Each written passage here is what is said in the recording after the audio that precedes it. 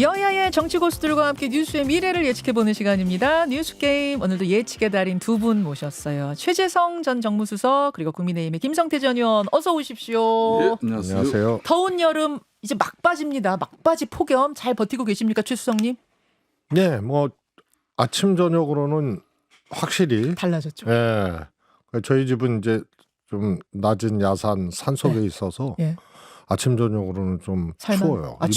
이불 덮어야 돼요. 이렇게 헛봉도시. 아 진짜로. 좀 시원해졌다 그래야지 뭘 춥기는 추워. 아니 우리 한 20도 정도 나오니까. 20도가 나와요?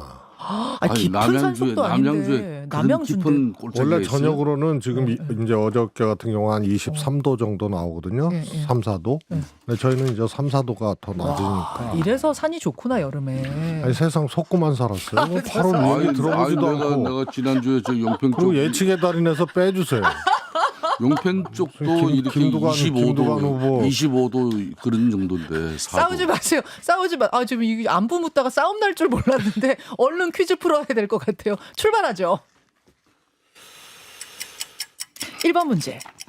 디올백 수수 의혹을 수사해온 검찰 수사팀이 김건희 여사에 대해 무혐의 결론을 내렸습니다. 야권은 강하게 비판하면서 특검을 해야 한다 이야기하고 있고요. 여권 내에서도 대국민 사과를 하고 넘어가자 이런 의견들 나오죠.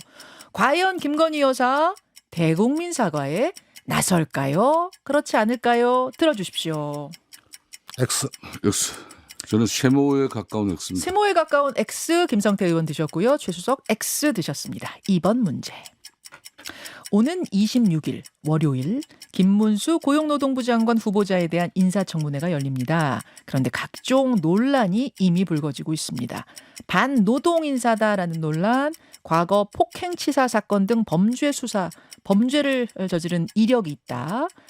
또 문재인은 총살감 같은 막말을 했다는 논란, 건국절 주장 같은 극우색채 논란 등등등등. 과연 이 많은 논란을 뚫고 김문수 후보자 노동부 장관이 될 수 있을까요? 없을까요? 들어주십시오. 오. 두 분 다 만장일치 O 드셨습니다. 3번 문제. 민주당 이재명 대표가 코로나에 확진됐습니다. 그래서 여야 대표 회담은 연기가 됐죠. 그런데 연기되기 전에 이미 회담 생중계 문제로 신경전이 오가던 상황이었습니다. 협상의 시간을 번 여야 대표 회담 과연 진행이 될지, 그것도 생중계로 진행이 될까요? 안 될까요? 들어주십시오. 이게 토론 생중계를 얘기하는 맞습니다. 전체 생중계. 예. 저는 이제 X인데 세모에 가까운 X입니다. 거죠? 오늘 왜 그러세요? 오늘 약간 한 자신 없는 50% 정도는 그래도 생중계 행식을 취할 것 같은데. 조금 이따 해설해 주세요. 그러면은 예. X를 일단 드셨는데 약간 삐따닥하게 드셨습니다. 최수성님은 강하게 X. 생중계 안 될 거다 하셨어요. 오케이. 4번 문제.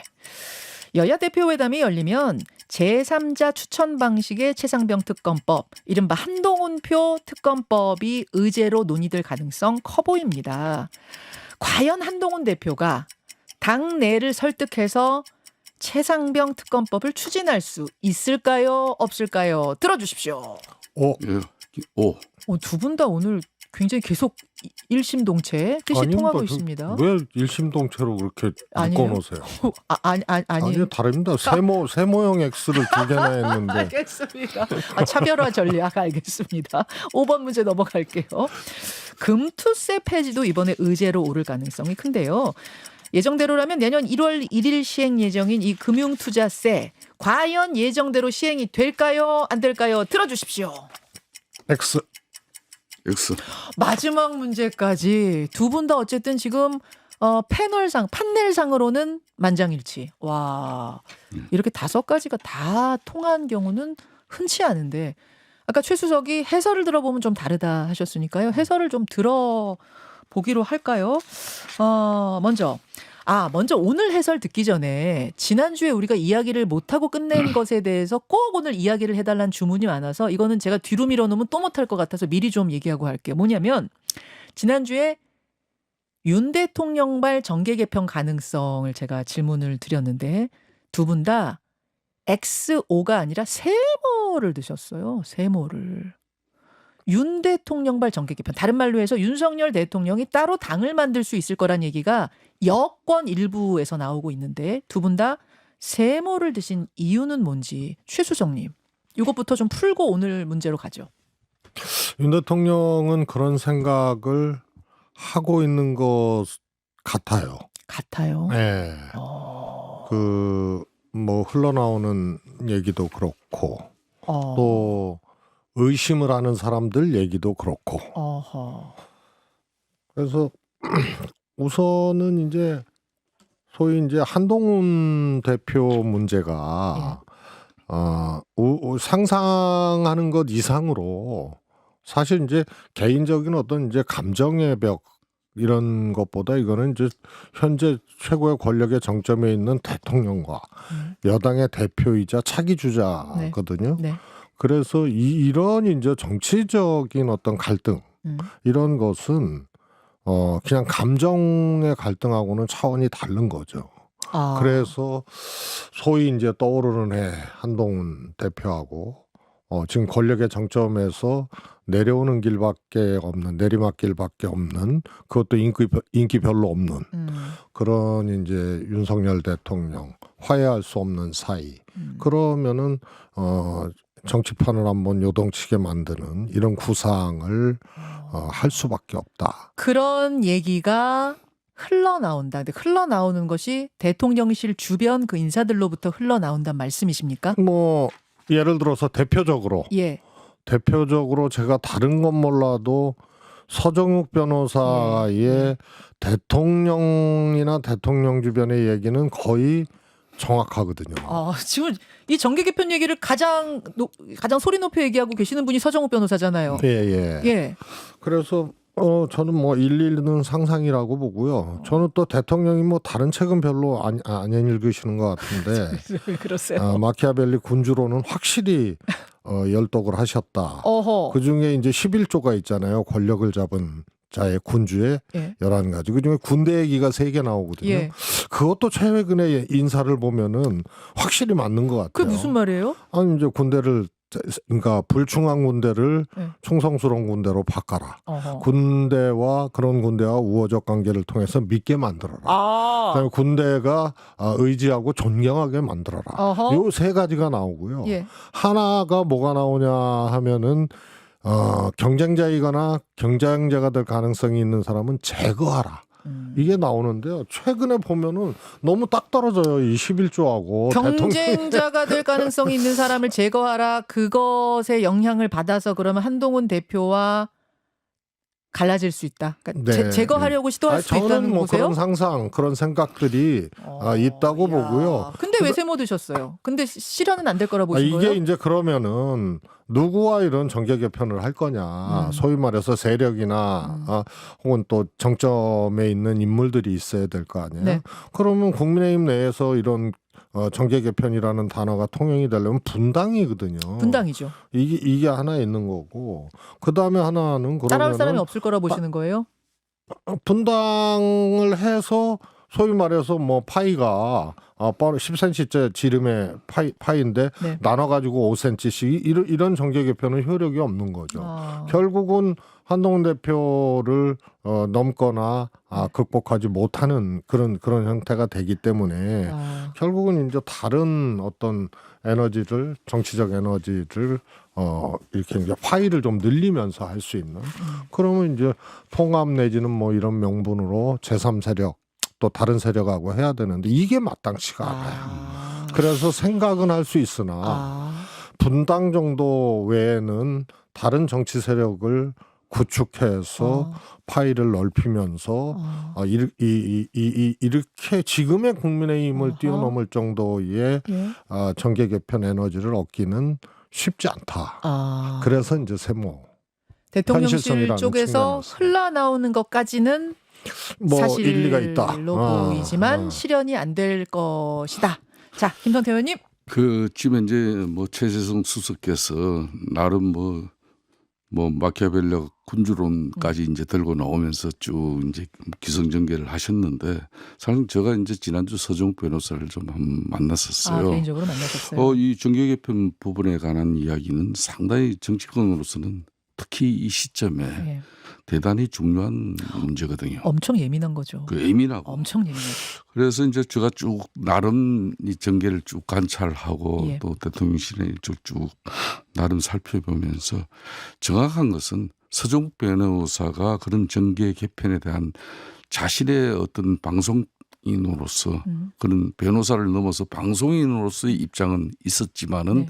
이걸 어떤 일정 부분 교감을 가지고 본인이 먼저 이렇게 연기를 띄워보는 뭐 이런 거는 전혀 아니었다. 아니래요? 다만 아니라셔요? 서정국 변호사가 그렇게 예민한 정계 개편에 관한 뭐 자기 나름의 입장이라고 보죠. 하지만은 예. 그 입장이 상당히 그 지금 특히 집권당 예. 국민의힘으로서는 중요한 내용인데 예. 그럼 용산 입장에서 이 부분을 가지고 저거는 또 서정국 변호사가 쉽게 말하면은 뭐 보수 우파 진영을 주로 많이 대변하려고 하는 예. 그런 패널이기 때문에 그렇죠. 일정 부분 이 사람들한테 이분한테는 뭐 이야기를 할 수 있는 거지 왜 그런 예민하고 아직 아무런 그런 뭐 내용 없는 내용을 왜 이야기를 하시나 이렇게 좀 충고도 할 수가 있는데 전혀 또 그렇게 이야기하는 그러니까. 사람은 또 전혀 없어요. 대통령실에서 서정훈 변호사님 그런 얘기 하지 마세요라고 충분히 얘기할 수 있는 사이인데 지금 막지 않고 있잖아요. 제가 그 이야기를 지금 한 거고요. 예. 자 그렇지만 이 정계 개편은 쉽지는 않을 것이다. 저는 쉽지 않다고 봅니다. 그렇지만 뭐 이 정계 개편이 100% 그러면 앞으로 불가능한 일인가? 전 그렇게까지는 보지 않습니다. 그렇기 때문에 그러려면은 지금 앞으로 당정 관계가 공고히 다시 재정립되는 그 재정립이라는 것은 한동훈 당대표와 윤석열 대통령 간의 그런 신뢰 회복 또 앞으로 당정이 뭐 한몸으로 일치돼서 이렇게 전국을 돌파하는 그런 파이팅이 서로 교감이 완전히 교집합이 이루어져야만. 그 얘기 듣고 보니까 그럼 일종의 한동훈 대표에 대한 약간 압박? 뭐 협박이라고 표현하기는 좀 거칠고 뭐 그런 것도 될 수 있겠는데 이런 서정국 변호사가 그런 이야기를 하는 정도면은 상당히 정치력이 있는 분이죠. 그런데 굳이 그분이 그 역할까지 자임할 필요가 있겠습니까? 아니 역할은 아닌데 네. 일단은 이제 전조 증상이 좀 있잖아요. 우선은 김건희 여사 대선 당시의 녹음 또 그 후로도 또 보면은 우리는 뭐 국민의힘 민주당보다 더 싫어. 뭐 이런 거라든가. 그다음에 또 하나가 박영선 총리설. 응? 예. 어떻든 본인들이 하겠다고 했든 안 했든 박영선 총리설, 양정철 실장설 이런 것들이 여건에 의해서 타진된 거는 맞는 거 아니에요. 그렇죠. 그럼 아까 말했던 제3세력이 그쪽 세력을 아니 말씀하시는 그러니까 거예요? 상상의 영역 속에 대통령의 상상의 영역 속에 정계 개편이 있다. 거기에는 이제 한동훈이 있다. 그리고 국힘에 대한 어떤 대통령의 어떤 뭐라 그럴까요? 애당심 뭐 이런 것들이 충만하고 뭐 이런 건 아니다. 근데 한동훈이라는 군주야 뭐 임기가 정해져 있지 않지만 대통령이 임기가 있잖아요. 그렇죠. 대통령의 경쟁자는 차기 주자거든요. 근데 관계가 안 좋아. 그래서 이걸 극복하기 위해서 흔들어야 되는데 정계 개편이야. 그 전조 증상은 박영선 총리설. 이런 거부터 늘 생각해 오고 있었다라고 보여지고 이 정계 개편설이 저는 그런 것을 뒷받침하는. 자 저기다가 이제 이번에 8.15 광복절 복권에 사면 복권에 복권자 명단에 이제 김경수 전 경남지사가 들어감으로써 이제 이 정계 개편 이야기야. 그러면은 이제 김경수 전 경남지사와 박영선 뭐 양정철 이런 분들은 다 노무현 문재인 정권 때 절대적 신임을 가지고 또 함께한 동지들이에요. 막 그런 측면에서 이제 뭐 지금 현재 정계 개편 이야기를 학대 해석하는 사람이 있지만은 저는 아직까지 거기까지 갈 정도는 전혀 멀었다. 이 정계 개편이 되려면은 특히 집권당 중심의 대통령 중심의 이 정계 개편하면 절대적인 국민적 지지가 뒷받침이 됩니다. 맞아요. 그러니까 대통령의 생각 속에는 있을 가능성이 저는 있다. 매우. 그런데 아까 매우 마키아벨리 군주론을 뭐 이야기하면서 그렇게 학대 해석하는 건 저는 맞지는 않아요. 이 군주론은 반면교사 타산 지석으로 삼는 한마을 리더십의 어떤 알겠습니다. 그런 교과서. 근데 그 11조 보면 대통령이 지금 하는 거하고 너무 딱 떨어져. 아니 잠깐만요. 그 통치의 기술이 3조에서 나와요. 이게 꿈보다 해몽인 건지 뭔진 모르겠지만 지금 쭉 설명 들어보니까 왜 이 소문이 계속 꺼지지 않고 정계 개편설, 창당설이 나오는지는 제가 그 소문의 배경은 이해했고요. 오늘 현안들로 좀 넘어가야 되는데 그 전에 정계 개편 이야기 좀 충분히 이해를 한 것 같아서 오늘 좋은 해설이었습니다. 현안 퀴즈 중에서는 한 가지, 두 가지 정도 해설 들을 수 있을 것 같은데 우선 두 분께 궁금한 거. TV 생중계. 일단 여야 대표회담 이재명 대표 확진으로 연기됐더라도 열리긴 열릴 걸로 보십니까? 일단 열리긴 열린다? 네. 두 분 다 오? 그 무산은 아닐 거다. 그럼 TV 생중계까지 진짜 갈 거냐 안 갈 거냐? 이거에 대해서는 두 분 다 토론 생중계죠. 그러니까 토론이라고 말은 안 하고 회담 생중계긴 하는데 이제 생중계에서 말하다 보면 토론이 되지 않겠냐 그렇죠. 이건 거죠. 이런 거죠. 이제 보통 이제 저도 원내대표를 하면서 여야 간에 이런 회담을 하면서 이제 모두 발언이라는 게 있어요. 모두 발언을 항상 언론 기자분들이 와서 다 취재가 되고 그렇죠. 그 앞으로 이제 그 회담에서 논의될 내용들의 이슈나 아젠다 자체를 던져줌으로써 이미 기자분들이 논의될 내용을 준비하고 있는 거고 그 결과물을 이제 해동이든 회담 결과로 이렇게 이제 내는 거죠. 대변인을 통해서 브리핑이 되면은 그게 이제 기사 공식화되는 거예요. 그렇기 때문에 이거는 제가 볼 때는 이번에 한 달 차이로 새롭게 당대표가 된 두 사람이 지난 2년 동안 국회 입법 권력에 할 때까지 하는 모습과 또 대통령이 헌법상에 보장된 제2요건 거부권으로 가지고 맞서는 그 모습 이제 국민들도 지쳤거든요. 그렇기 때문에 지금 현재 전국을 새롭게 변화시켜 나가는데 그런 협치 전국을 위해서라도 두 분이 허심탄회하게 할 수 있는 허심탄회. 그 자리가 중요한 거지. 지금 양당의 또 너무 실무 진영에서는 너무 디테일을 또 중시하다 보면은 이 판이 깨지니까 굳이 그럴 필요 없다. 오케이. 최수영님 공감하십니까? 네, 저 회담은 성사되리라고 보고요. 또 이게 이제 소위 처음부터 끝까지 생중계하자는 제안은 회담의 어떤 전제 조건. 으로 내민 게 아니거든요. 그래서 민주당이 동의하면 어떠냐 이런 식의 타진이기 때문에요. 그것을 안 하면은 회담 없다. 이게 아니니까요. 그리고 상식적으로 봐도 이렇게 꽉 막힌 전국 여기서 대표들이 이제 만나는데 허심탄회하게 얘기를 하고 또 서로의 생각이나 이런 것들도 측정하고 교환하고 이런 의미로서 이제 회담에 대해서 다 관심을 갖고 또 회담해야 된다 이렇게 생각하는 거 아닙니까? 그런데 이것을 끝까지 생중계한다. 이런 것은 오히려 이제 장애 요소죠. 이게 손익 계산적인 측면에서는 사실상 민주당 이재명 대표 입장에서는 훨씬 유리한 국면이에요. 이재명 대표는 오너면서 CEO예요. 그렇지만 한동훈 대표는 CEO예요. 이거 재밌는 표현이네요. 그렇기 때문에 제가 이런 표현을 좀 쓰는데 그럼 이재명 대표 입장에서 더군다나 국회 입법 권력을 손에 쥐고 있는 그런 당대표예요. 그러면서 CEO예요. 그렇기 때문에 이재명 대표가 이 회담에서 결정한 내용은 그대로 민주당 입장에서는 실천이 돼요. 그렇죠. 그렇지만 한동훈 입장은 또 한층이 더 있지 않습니까? 한층이 더 있죠. 집권당 대표는 대통령실과 일정 부분 조율을 할 수밖에 없어요. 그런 측면에서 이재명 대표가 이번에 배려와 포용심을 이렇게 보여줄 수 있는 상당히 정치적으로는 좋은 자리죠. 더 유리한 거면은 생중계 받을 수 있는 거잖아요. 제가 볼 때는 이재명 민주당 입장에서는 이건 절대 손해보지 않아요. 근데 왜 생중계를 안 받? 그러니까 이런 거는 이제 실무선에서 이렇게 합의하면 돼요. 그냥 모두 반을 좀 길게 하자. 그렇게 하고 내용의 생산성을 위해서는 실효성을 위해서는 비공개를 가자. 이래 하면은 이게 다 정리되는 거잖아요. 자, 그럼 제가 이 질문으로 넘어갈게요. 이제 어쨌든 회담이 열리고 나면 최상병 특검, 한동훈 표 최상병 특검, 그러니까 제3자 추천 방식, 요게 의제로 오를 텐데. 지금 당내에서는 제3자 추천이든 제4자 추천이든 다 공수처 수사 결과 보고 얘기해야지. 지금 한동훈 대표 뭐 하시는 겁니까가 주류 의견이거든요. 과연 한동훈 대표가 어떤 묘안을 가지고 이 회담에 응할 건가? 최수영님 어떻게 내다보세요? 우선은 이제 그 전제가 되는 게 한동훈 대표 제3자 추천안을 중심으로 최상병 특검법 본인의 얘기대로 고할 거냐? 그게 이제 전제돼야죠. 그래서 그런 생각이 있으면 이번에 결론을 내지는 않더라도 왜냐하면 또 국민의힘 당내 사정이 있는 거 아니에요.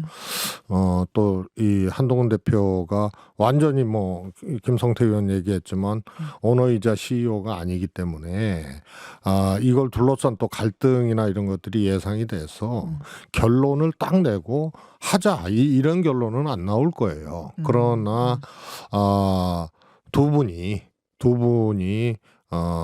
제3자 특검안에 대해서 컨센서스 같은 것은 만들 수 있고 아마 비공개 결과에 대해서도 공표하지 아니하는 뭐 이런 패턴으로 좀 가지 않을까 싶습니다. 예. 알겠습니다. 요거 지금 한 시간이 별로 안 남아서 한 주제를 좀 더 다루고 싶어서 넘어가 보겠습니다. 김문수 후보자 청문회 얘기인데요. 당장 월요일이거든요. 김문수 후보자 어쨌든 뭐 논란이 지금 엄청나게 쏟아져도 장관이 될 거다에 오 드셨어요. 청문회 미리 한번 볼까요, 김성태 의원님? 뭐 저랑 뭐 과거에 이제 노동계 또 같은 또 뭐 그런 뭐 동지적 관점도 있습니다만은 상당히 김문수 전 이제 지사 같은 경우는 이 공과가 참 양온성이 많아요. 그렇기 때문에 이제 단면만 보면은 지금 현재 청문회를 앞두고 언론 매스컴을 통해서 특히 야권에서 지적하는 그런 많은 문제들이 결격사유가 돼서 이거는 국회 한노위에서 청문 동의가 절대 이루어지지 않을 것이다. 그럼에도 불구하고 임명 권한은 대통령의 또 권한이니까 뭐 저는 인사권을 행사할 것이다 이렇게 보는 사람인데 뭐 그런 측면에서 지금 김문수 지사도 이제 아무래도 지금 현재 고용노동부 또 청문회 준비팀들과 있는 그대로 그 내용을 소상하게 청문회에서 밝힘으로써 뭐 자기의 적격 여부는 막 국민들이 판단할 수 있도록 하겠다는 그런 입장이더라고요. 최수홍님 논란이 굉장히 많은데 어떤 부분이 제일 문제라고 보세요? 제일 쟁점이 될 거라고 보세요? 월요일 다 문제죠. 그다음에 최근에 뭐 독립기념관장 이제 임명을 둘러싸고 나왔던 문제하고 연장선상에서 사실은 더 세게 얘기한 거거든요. 김문수 지사는 건국절 얘기나 그래서 그다음에 극우적인 이제 발언 또 뭐 문재인 대통령에 대한 뭐 총살감이다 이런 발언 그런데요. 김문수 지사의 이런 것은 정밀 검증을 통해서 나타난 사안들이 아니고요. 그냥 김문수 전 지사의 입에서 나온 거거든요. 그래서 다 뉴스가 됐던 거예요. 그래서 그냥 이런 정도는 그냥 다 알고 있는데 왜 임명 내정을 했을까? 그래서 이거는 뭐 몰랐던 사실이 드러난 게 아니거든요. 그래서 이걸 감안하고 내정을 한 거예요. 하하. 그래서 대통령 최근에 네. 이 인사 스타일 있지 않습니까? 이거하고 괴를 같이 하는 거기 때문에 청문 보고서 채택 안 될 것이고 그러나 대통령은 고할 것이다. 여기까지 오늘은 뭐 예측이 5가지가 다 통했습니다.